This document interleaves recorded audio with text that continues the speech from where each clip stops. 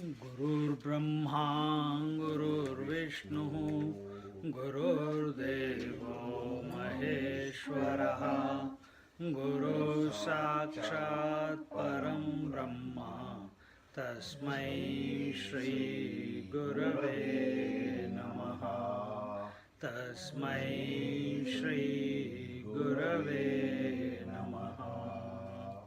Tasmai Shri Gurave Namaha.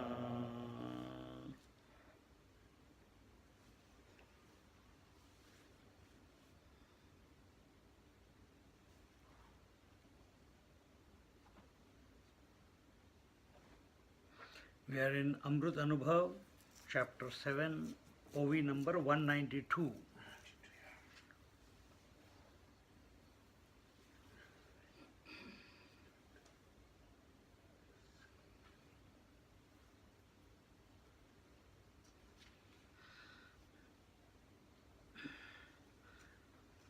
In the 191, the thought was, if all senses were to experience all the sense objects simultaneously, that would be the state of Yoga Bhumika.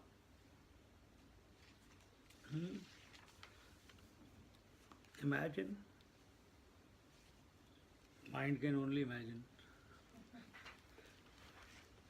Instead of thinking only about your senses, imagine every experience by every sense organ of all the sentient beings in the world at the same time, because the consciousness is expressing through all at the same time. It's like asking the ocean or taking the position of the ocean who's experiencing all the waves at the same time, because it is expressing through the wave as the wave at any given moment. There's no lag. There's no, wait, let me check this wave also out, let me check that wave also out, let me check. No, it's spontaneous. At one go, the ocean is expressing through all the waves.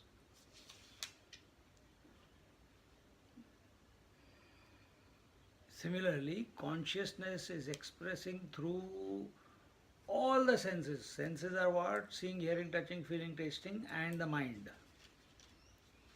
6 senses. All the senses at the same time. What will be the experience? And that consciousness, you are. That consciousness, you are. So again becomes subjective. Oh, how can I understand consciousness? Just keep that thought that it is expressing through all.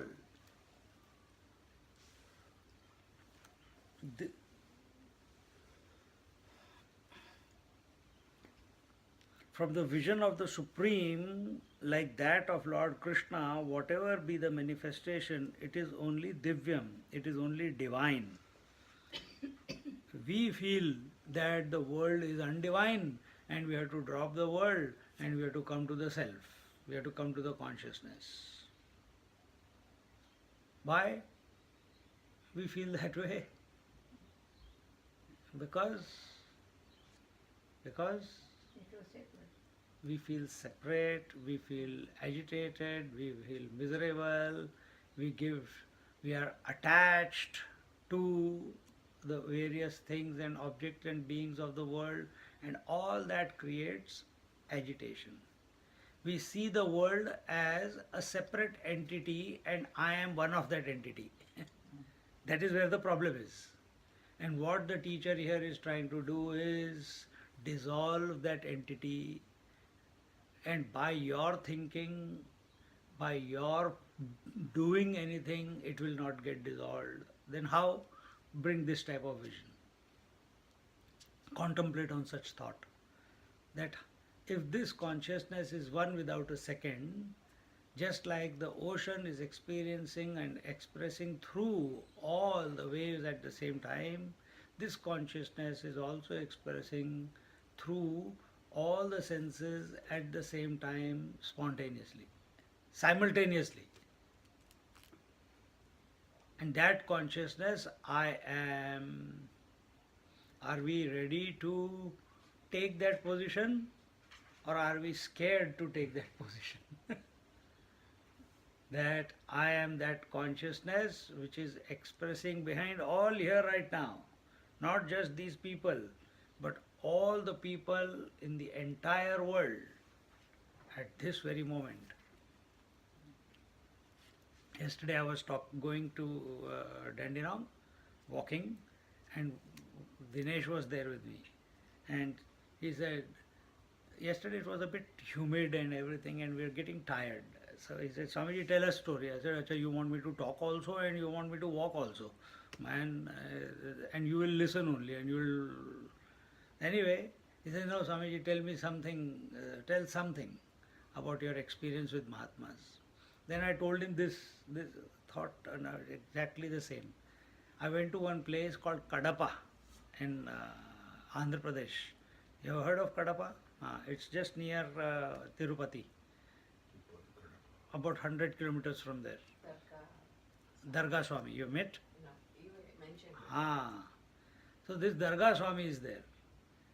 And when we went into his house, he is a yogi. He's sitting there, and after some time we had food and everything, then he was chatting with us. And we started asking some questions to him.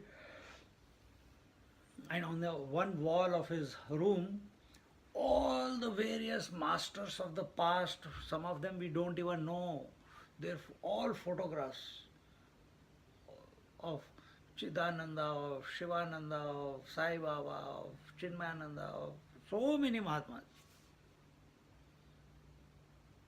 And he looked at us. He said, Swamiji, where did you get? He saw us looking at it. He says, do you see? They all do what I tell them to. I only told Sai Baba to start the ashram in Puttaparthi. I told Chinmayananda to start the Vedanta ashram. I told this Mahatma to do this. I told.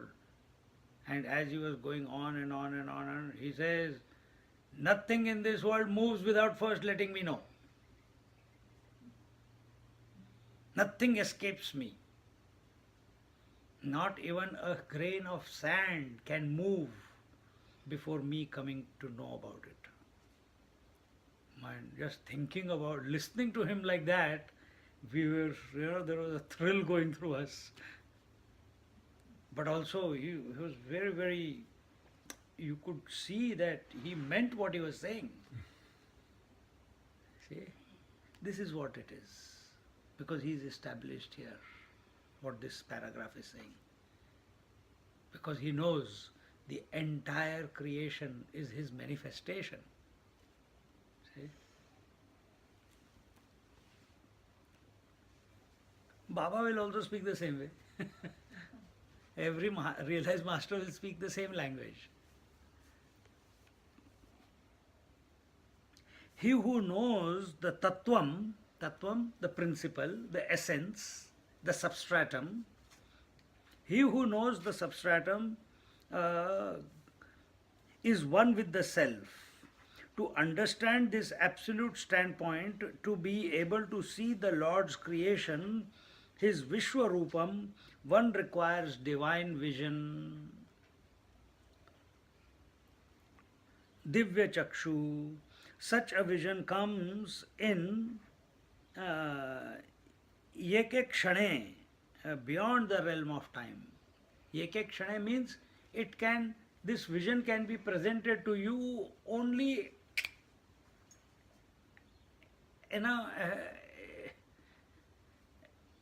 in one moment it will come. It is not a result of a development. It is not a result of you have to do this, and then the vision will come. No. It's a matter of grace. It happens. It's a happening. It's like a lightning. And it comes, that vision. Such a vision comes in ekakshane, beyond the realm of time, where time stands still, and in our own, that is in our own essential being. You must have seen many times when you are driving, suddenly you reach somewhere and you say, how did I get there? Isn't it? Sometimes you are sitting in meditation and you sat for 1-2 hours and you don't, and when you get up, oh my God, 2 hours have passed. It seemed only 5 minutes. What happened there? You transcended time. You were beyond time. Why? You were with yourself. See? And this is what is being told here. Because time is what? What is time? Sequence creates time. Where sequence is getting created?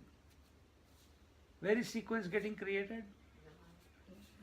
And what is mind essentially? Consciousness. So where is the sequence getting created? In the consciousness. So it is an expression of the consciousness, but that consciousness is appearing as a sequence. And what is that sequence? Thoughts. Everything is consciousness.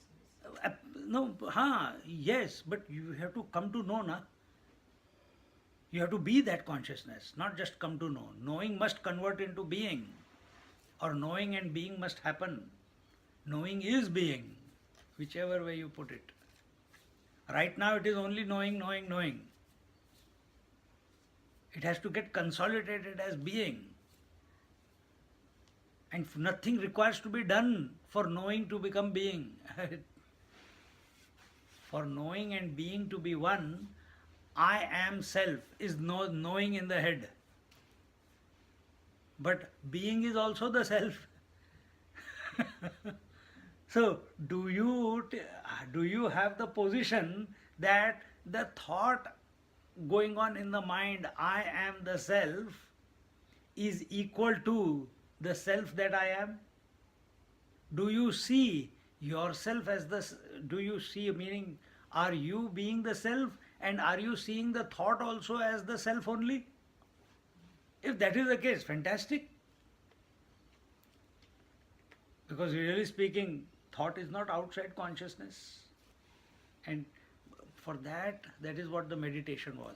Accept yourself as the consciousness, as the conscious self. Be the conscious self.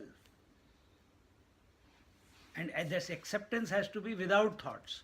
The moment you stop accepting being yourself or accepting yourself, immediately distraction starts. That's it. Distraction can be empty mind, or that distraction can be full mind. See?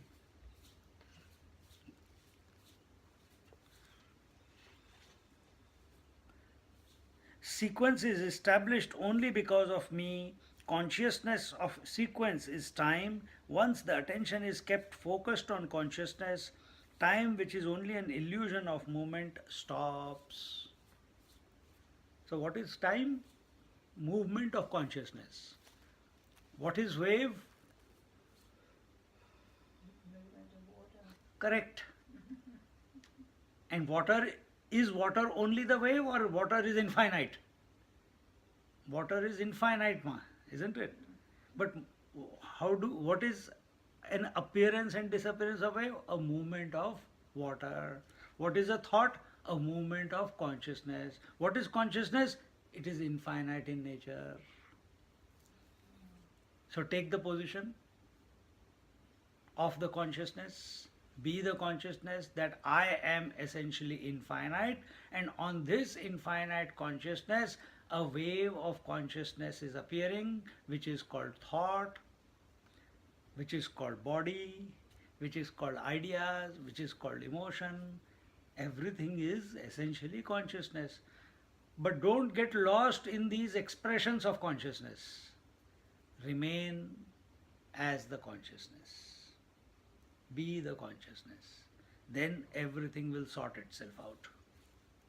Then the vision will come. The more. And when will it come? It will just come when it is meant to come. You cannot decide when it is going to come. This wave of thought is tied up in the next OV, but is quickly followed by another set of examples as if to reinforce the thought.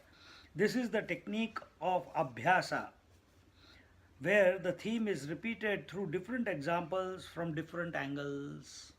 Abhyasa means practice. And what is the teacher making us practice here?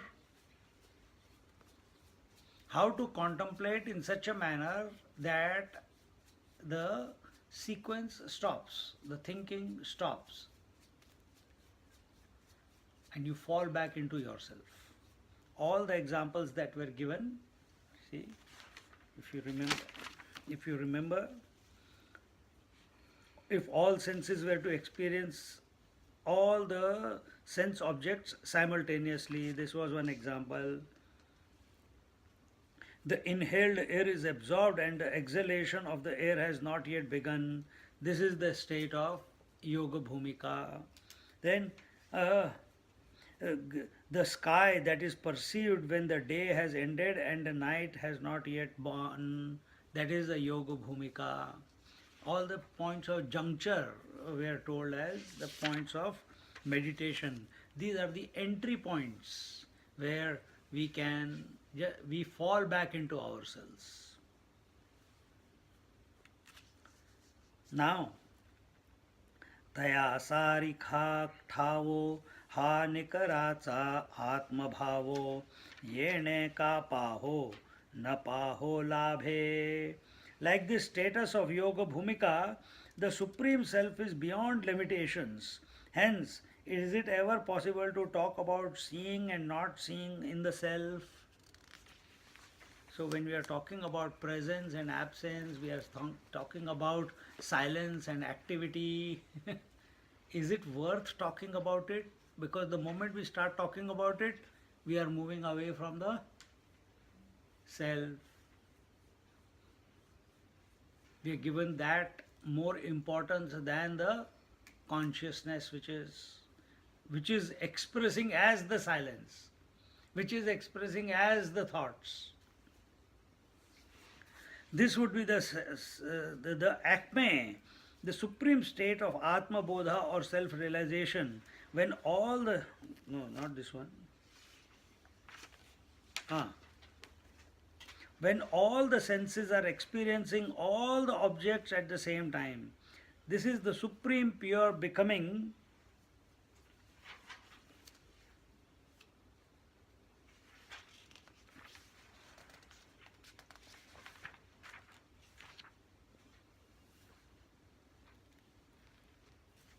That is the supreme pure existence that is manifesting as I. In this being, where becoming is happening, the being is in no way compromised. Like an actor whose essential being as husband or father, etc., is not influenced by whatever role he plays, becomes on the stage. In this state, one cannot talk in terms of seeing and not seeing, knowing or not knowing. Although it is beyond the seen and or not seen, known or not known, yet every time there is a fresh new approach to the truth, because this is how the truth starts revealing in hundreds of ways. And one receives messages from everything, everyone, every situation. And this is possible from where? Is it possible by being the mind, which is a product of sequence?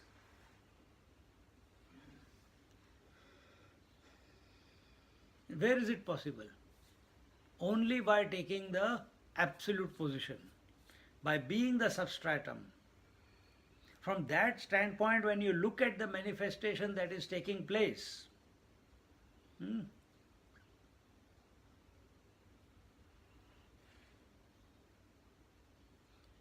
right now you are sitting, you are focused on me.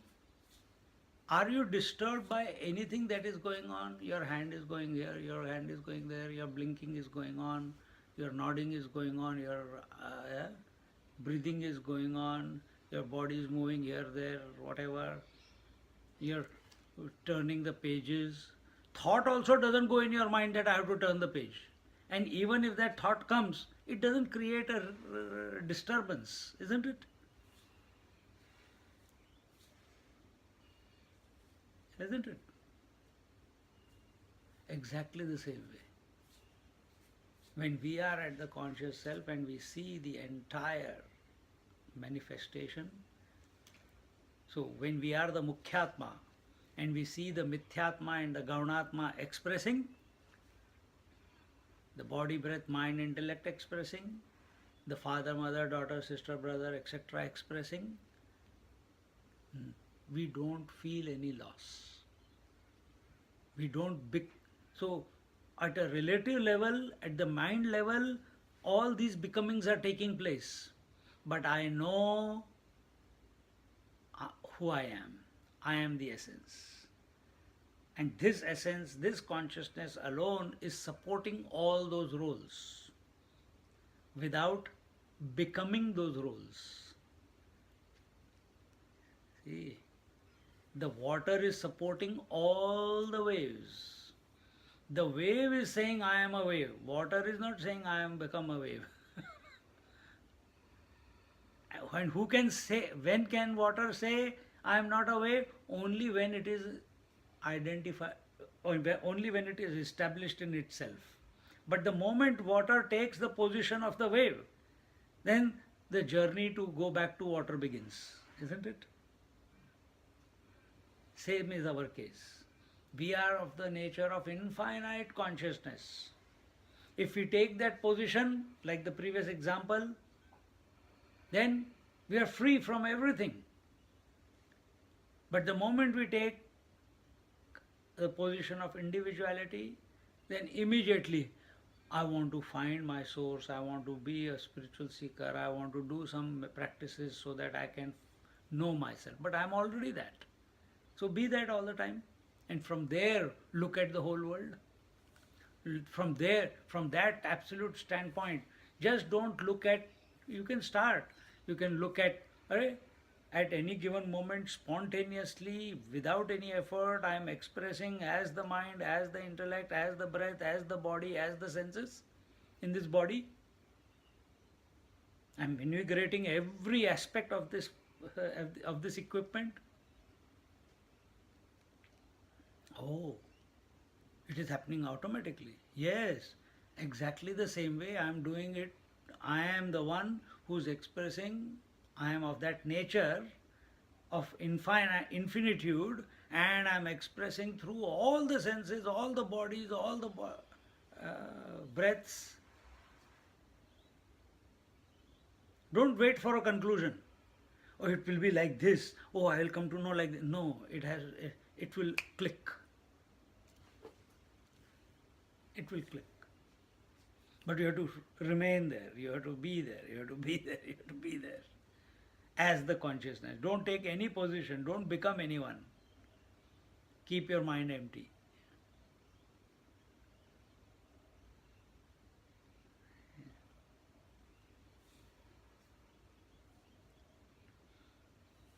And then, as Swamiji says, the more you be yourself, then every moment, every experience, because you are still, mind is still going on,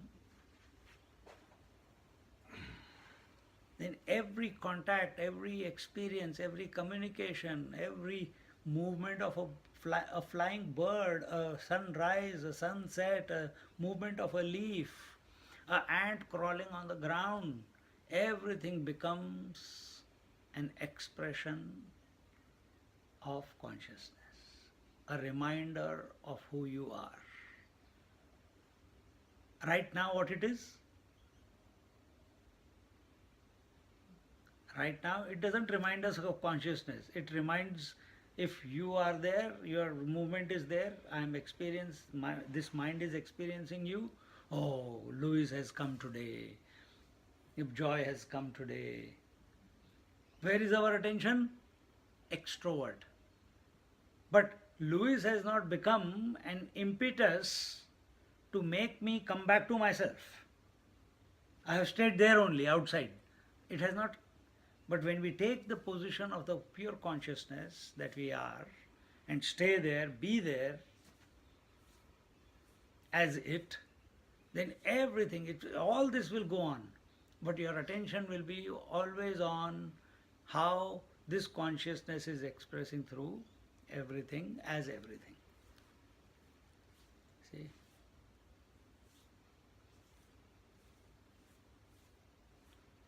Fascinating.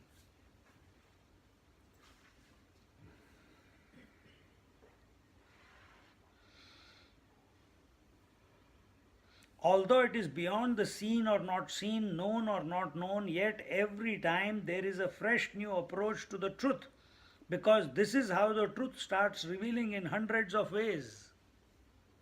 And therefore, merely repeating the same meditation every day is not the answer. It may help in the beginning. It may help in the beginning. But we must have a vision that every day, otherwise we are going back into memory. That yesterday I did this, it was fantastic, I must repeat that again. Gone.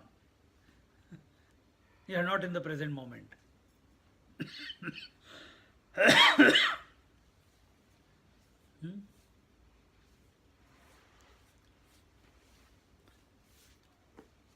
It is ever fresh.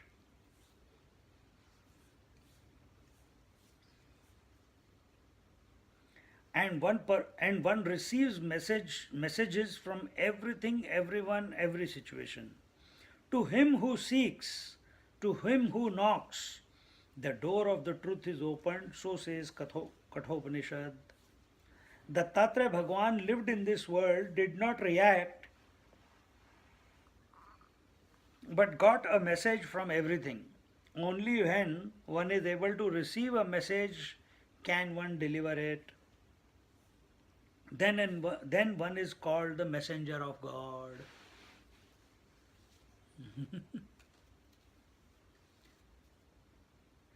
What is a receiver?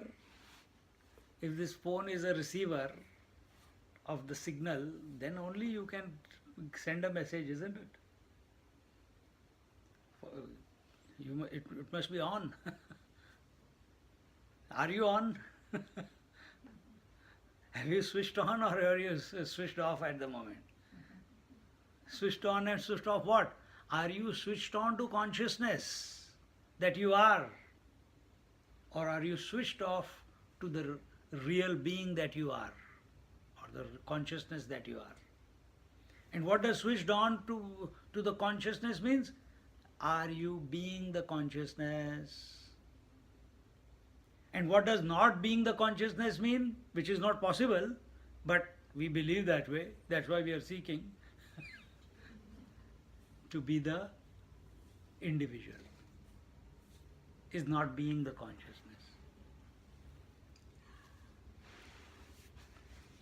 In this way, Jnaneshwar Maharaj indicates the Olympian heights of the supreme knowledge, beyond which nothing is to be known.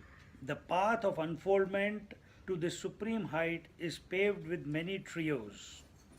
The first trio, what happened? Sorry. I tried to take it out. The first trio is the simplest with reference to the individual, the experiencer, who is other than the experienced and the experience. This is the first step indicated by the second boon asked by the Nachiketas in Upanishad.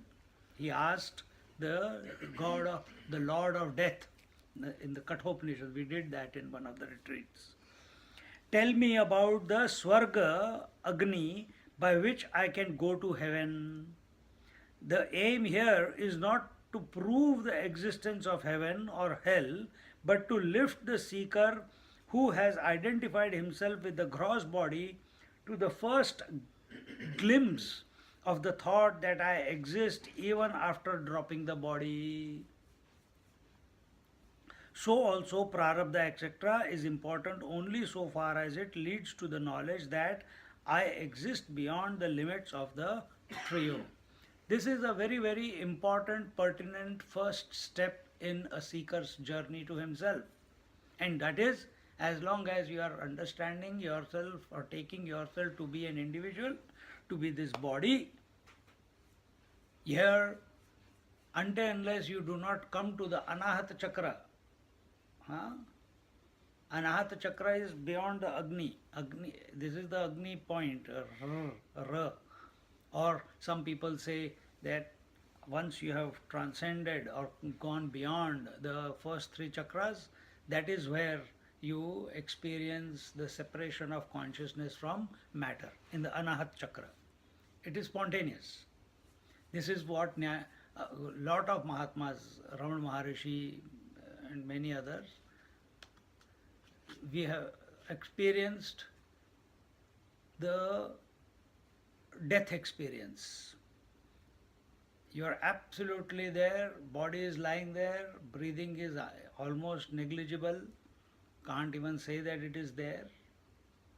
Body is almost dead, you are playing dead, and you realize in that game, in that practice, or in that, it happens, that you realize you are someone other than the body. You are not what you have thought for so many years yourself to be. And this is what happens at the Anahat Chakra. So here, that is the first trio, that I am the experiencer, I am the observer, I am other than the body. As long as I am remaining a husband and a wife, etc., and I am lost in that, I may appreciate all this, what I just now told you, but it will never become your own direct experience.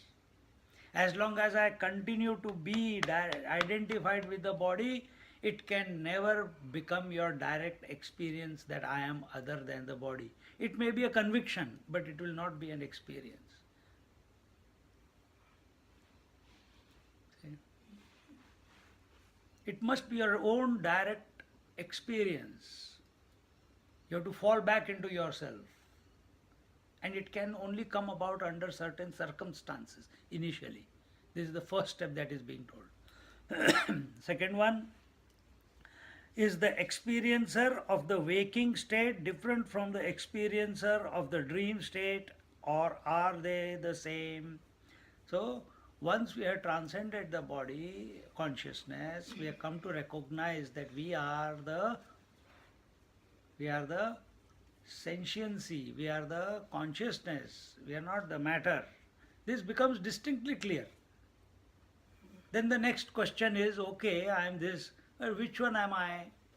Am I the waker, am I the dreamer, am I the deep sleeper, or are they all the same? Do I have to work through each one of them?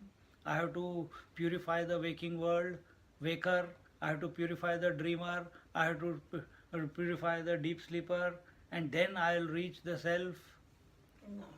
No. So I'm just speaking loudly, the options. Do I have to do all this? Or are they essentially the same? Why am I going into this type of tangent of thinking that, oh, the waker, all of them are me only? Then why am I thinking, oh, which one is me? Am I the waker or the dreamer? No, I'm the one, I'm both. So, through this contemplation, you come to be that who is, you are being that which is supporting the expression of the waker, dreamer and deep sleeper,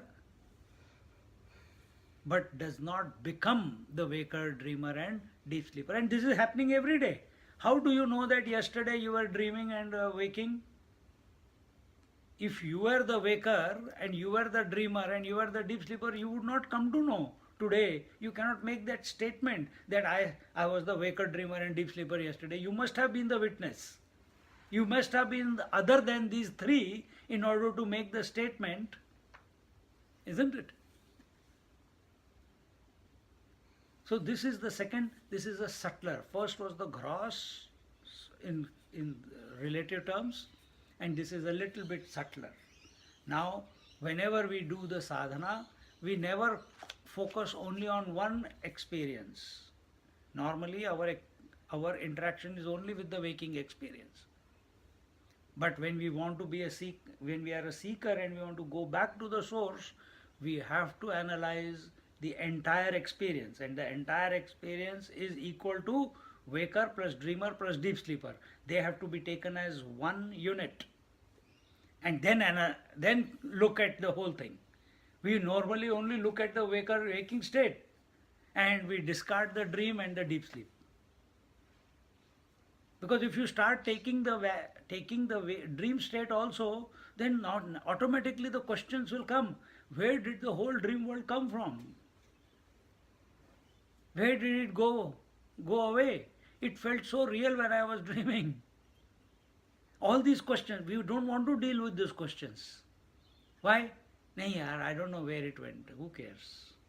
It came from somewhere. It must have come from my mind. It has come from your mind. Then this waking world has also come from your mind. But you are believing that you have come in this waking world. See the false position that you have taken? You believe or you live as a product of this world. And what is the truth? Contrary is the truth. Just as the dream world came about out of the mind, similarly the waking world is also a product of your mind alone. Just as all the beings, all the senses of all the people were simultaneously supported by the mind in the dream, exactly the same way, all the senses and all the minds of all the people are simultaneously being supported by your mind in the waking world also.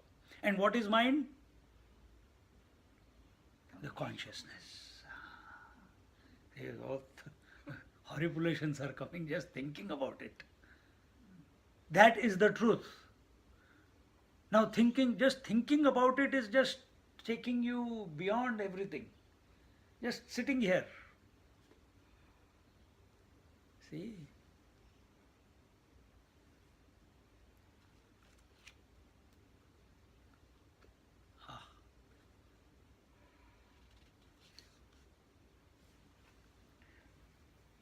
So contemplate in this manner.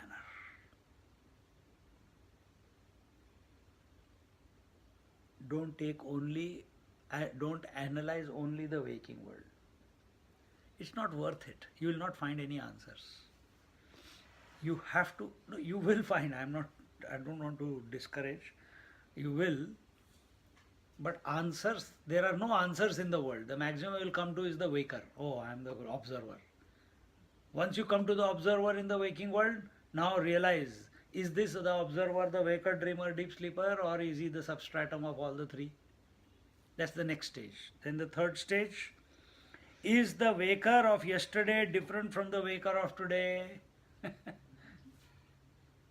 Is the waker of yesterday different from the waker of today?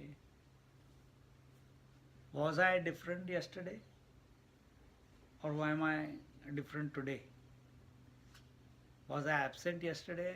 Am I absent today? Did I support the waker yesterday?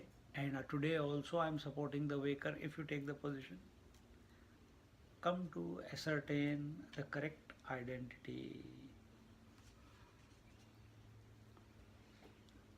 The fourth trio is the experience of object A different from the experience of object B from the same point of expression.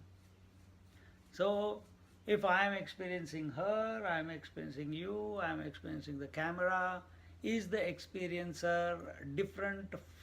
Is the experiencer who experienced joy different from the experiencer who experienced Louis? Is different from the experiencer who experienced the sofa? Is different from the experiencer who experienced the camera? Or is it the one and the same? Every experience is a product of thought. True, but the experiencer we are talking about. We are not talking about the experience. We are talking about the experiencer. ER. So is the experiencer different for every object experienced? No. Good. Good. So this is the even subtler stage. Is that all the experiences that are taking place are being experienced by the one. There is only seeming difference, but actually it is I only, isn't it? The fifth trio: in the womb of every thought, a trio is born, and the consciousness reflected with reference to that thought is the Chidabhasa, or the knower of that thought. So this is now going first knowing that you are the experiencer behind every thought, every experience. Now you are going even deeper into each thought. And what is that? That thought in the mind, an object is. The mind goes out of the senses, grabs a particular form, brings, and that appears in the womb of the mind, and that particular form, call it space, call it air, call it water, call it Lewis, call it camera, call it table, call it God, call it Shiva, call it Vishnu, then that is illumined by the consciousness. That is illumined by the consciousness, and that illumination is due to the Chidava. The reflected consciousness illumines it. See?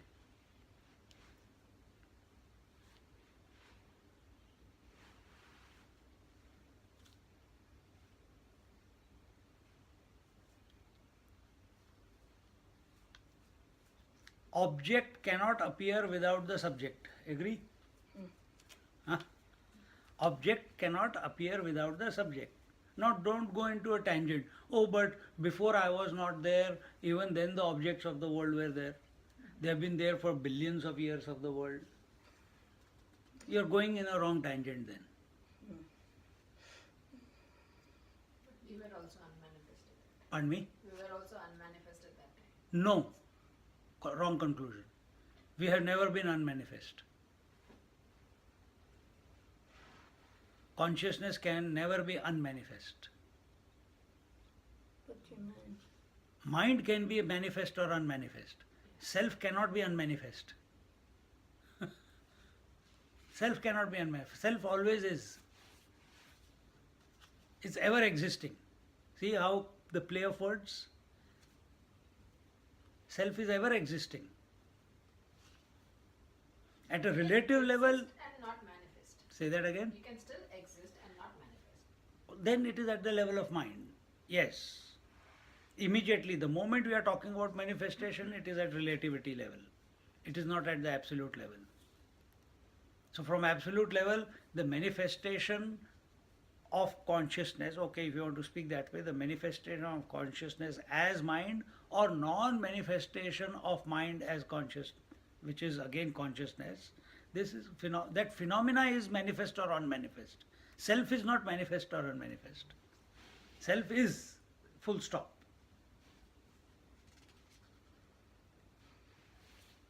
It's just the language. If that works for you, you see how. This pattern of many trios, which happens with reference to one point of expression, also occurs from every point.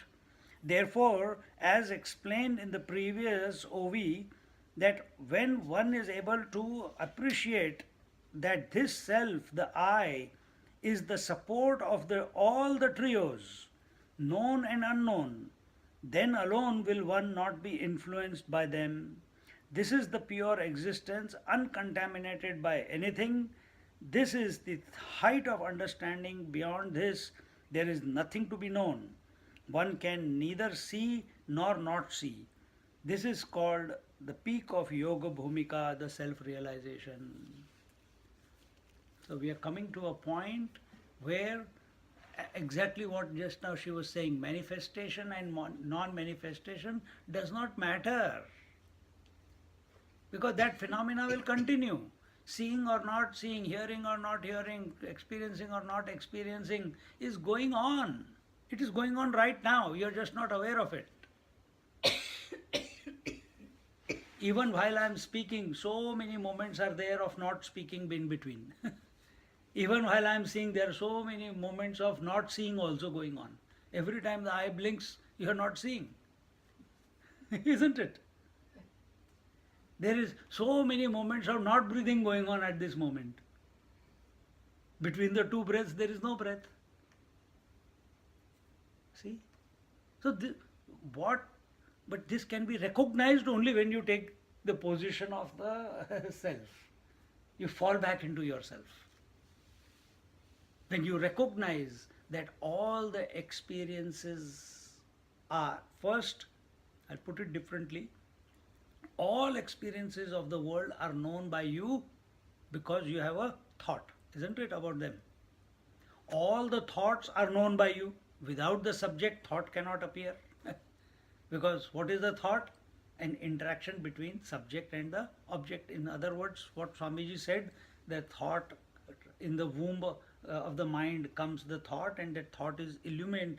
With reference to that thought is the illuminator of that thought, which is the I, which is the Chidavahas. And this I, it is one. It is not many. Objects are many, but the I is one only, isn't it? When you recognize that you are the one, take it subjectively, that you are the one who is illuminating all the thoughts in your mind, then that is equal to I am the one who is illuminating all the objects of the mind, of the world. I am the one who is illuminating the waker, dreamer and deep sleeper also, because they are also thoughts in my mind. I am the one who is illuminating the waking world, the dream world and the deep sleep world also. Then where has my position? Then whether the waking world is there or not there, it will not matter to me as long as I do not dilute the position that I am the one who is supporting the expression of the phenomena of waking world, dream world, deep sleep world. I must remain at that point. I am the fulcrum, without which the wheel cannot turn around. The wheel seems to be going around, but the fulcrum, there is hardly any movement in the fulcrum, in the axle. The whole wheel goes around the axle, but the axle doesn't go anywhere. It stays where it is, unmoving. I am that unmoving I, around which all the objects come and go, all the wakers come and go, all the dreamers come and go, all the deep sleepers come and go, all the senses come and go. And this can be very easily worked out when you analyze the dream in the way I did before. See?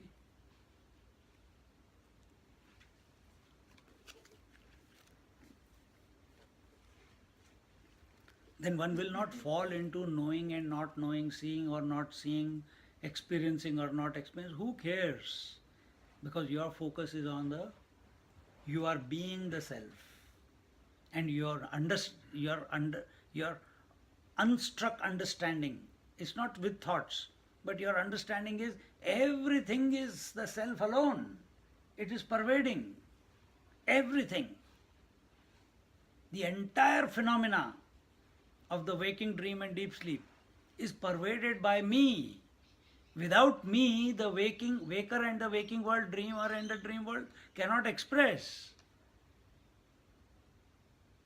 But will I keep repeating this once it has clicked? If without me these three worlds cannot express or not express or not express, who cares?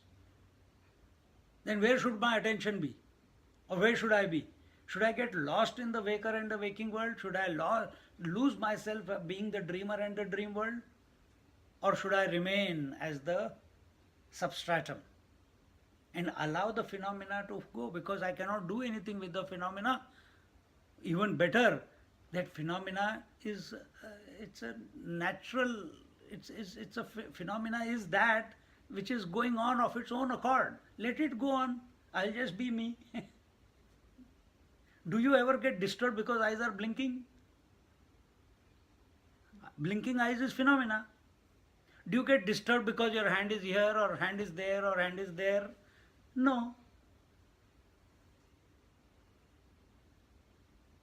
Do you get disturbed because the breath is coming in and going out? No. Do you get disturbed because heart is beating? No. It's a phenomena. When you get identified with it, then the problem begins. Remain undisturbed. You can only remain undisturbed if you take the position of the substratum. Be the substratum. Be the conscious self. And allow the phenomena. In the phenomena there is coming and going. In the phenomena there is birth and death. In the phenomena there is manifestation and non-manifestation. In the phenomena there is silence and sound. In the phenomena all the opposites are there. But opposites cannot appear without your presence. Take that position and become immune to the whole phenomena. And then slowly you will see that that whole phenomena is also nothing but the pure consciousness. Because how do you know the phenomena? Only by way of thought. And where is the thought appearing? On the consciousness. And where is the consciousness? I am the consciousness. So in fact, everything that is there or not there is the self alone. Then where will I run away? Or where will I run towards? This is what Swamiji says. Nothing to do, nowhere to go. You are where you are as you are. See? Having given such a vision through examples, the state of absolute vision is explained by means of some examples.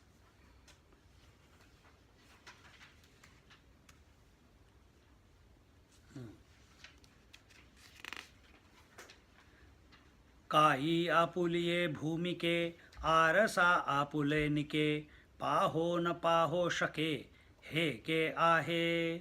Is it worthwhile to argue and conclude whether the mirror can see or cannot see its clean surface?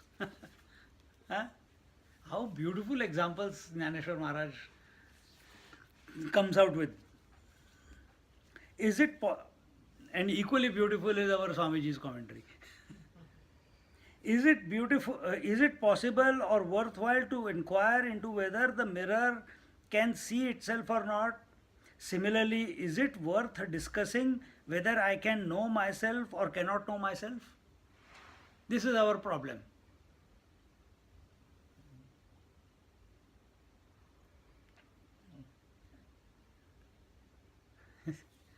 This is our problem. We are everything and we are trying to, in that everything, we are trying to find out who am I. Bewakoof, foolish fellow. What happens to the ocean when the waves die away? What happens to the fire when the flames die out? If it is a futile exercise to inquire into such questions relating to the truth, the best expression of the truth is absolute silence. Dakshinamurti Stotram, Dhyanam, verse 1. Maunam Vyakyat Prakadita Parabrahma Yovanam. Something like that it goes. Maunam Vyakyat. It's conscious silence. It's not deep sleep silence. It is conscious silence. And that silence is not opposed to sound or no sound. Huh? Remember this. This sound, this silence that we are talking about in Dakshinamurti is not the silence of the mind. It is the conscious silence. And it is not opposed to sound. Let the sound come. Let the manifestation take place. Let the coming and going go on. But the silence is never compromised. You are that silence. You are that space.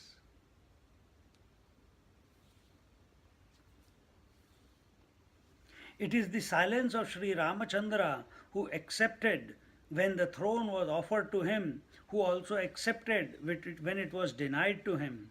The pure consciousness, the Sad Vastu, cannot be brought under the purview of discussion. It is the nature of the Paramatma to express as the Triputi, not from one point, but from a million points. Just like it is the nature of the water or the nature of the ocean to express as wave, not at only one point, but at an infinite number of points simultaneously. So is your truth. So are you expressing at this very moment simultaneously as the entire creation. The one who knows this, the one who is abiding in this knowledge without thinking, is a man of wisdom.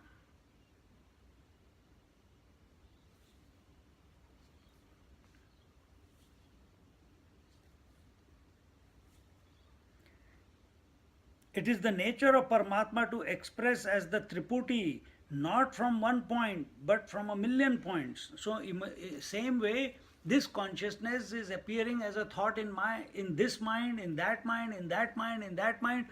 N number of people on this planet, everyone is thinking at this moment, all is the expression of the same Paramatma. All is the expression of the same consciousness. And that consciousness you are. Don't forget. That consciousness I am. And this consciousness is expressing as the thoughts everywhere, in every mind. There are not different minds, there is not different consciousness. Just like there is not different water behind every wave.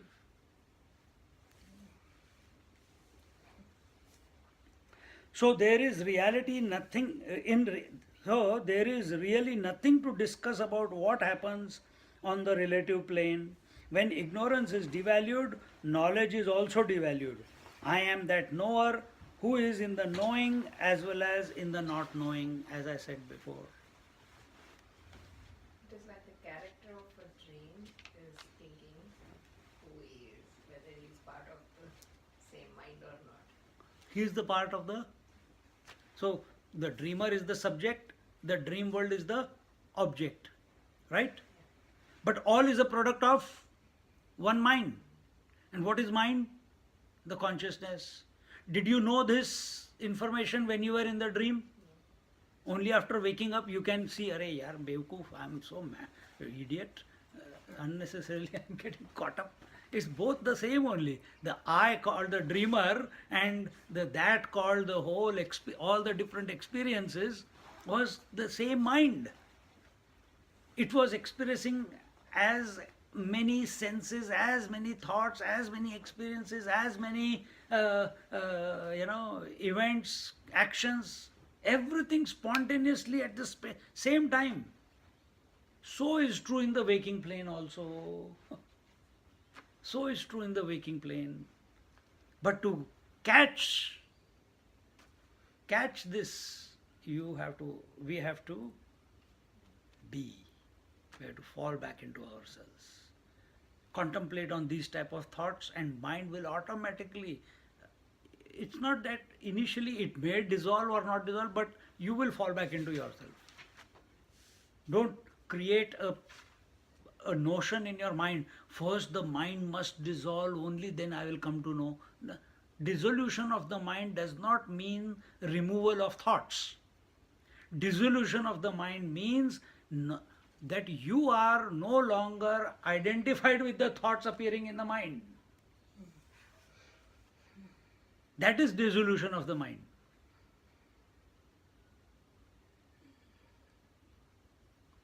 We are sitting here, we have dissolved all the activities of the world because we are in the satsang. But have the activities stopped out there in the world? No, they are still going on. See? So, this misunderstanding about withdrawal or dissolution or annihilation or with, renunciation, detachment, don't take it in the wrong sense. All that has to continue, but you are not available. The one who is interacting with it is not available. The one who is owning that experience, that object, is not available. Why? He is established in his own self. Therefore, at some point or the other in one sadhana, it is advisable to drop reading, arguments, discussions, and expose the mind to silence. Gradually, the mind will lose its functioning ability, that is, the long entrenched habit of expressing in terms of Dvaita and Dvandva. Eventually, this particular habit will be atrophied by disuse, that is, the state of being with one's own self. One person was there, even now you can go. When we went to Kumbh Mela 2-3 years ago, saw that fellow. He has put his arm up. He is a spiritual, he is a yogi. And all foreigners coming, journalists coming, taking his photographs. His hand is up.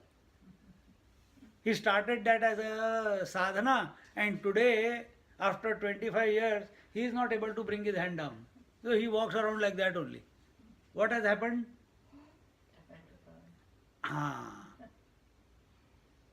So now, even though the hand is there, but it is of no use. Exactly the same thing happens to the mind also. If we expose it to silence, the mind will get, the habit of thinking will get atrophied. Then it will stop thinking. Then even if you want to think, nothing will come. Then don't go to the doctor. That I am losing my mind.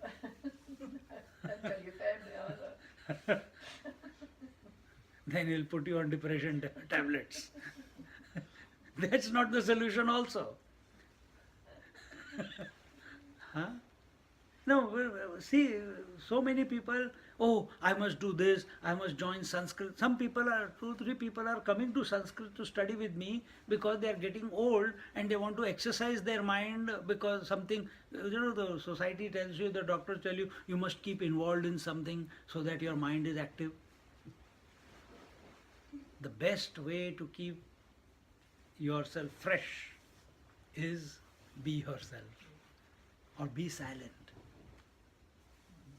Everything else will take care of itself, don't worry. Because you identify with it, therefore the problem. Now, another 2-3 examples are given. And we'll see them in our next class. So next class will begin with 194. Next week, no class. Oh, next week no class. Thank you, sir. Next week no class. I am going away to Grampians. So, the week after. Om Purnamada Purnamidam Purnat Purnamudachyate Purnasya Purnamadaya Purnamevavashishyate. Om Shanti Shanti Shanti. Harihi Om Shri Gurubhyo Namaha. Harihi Om.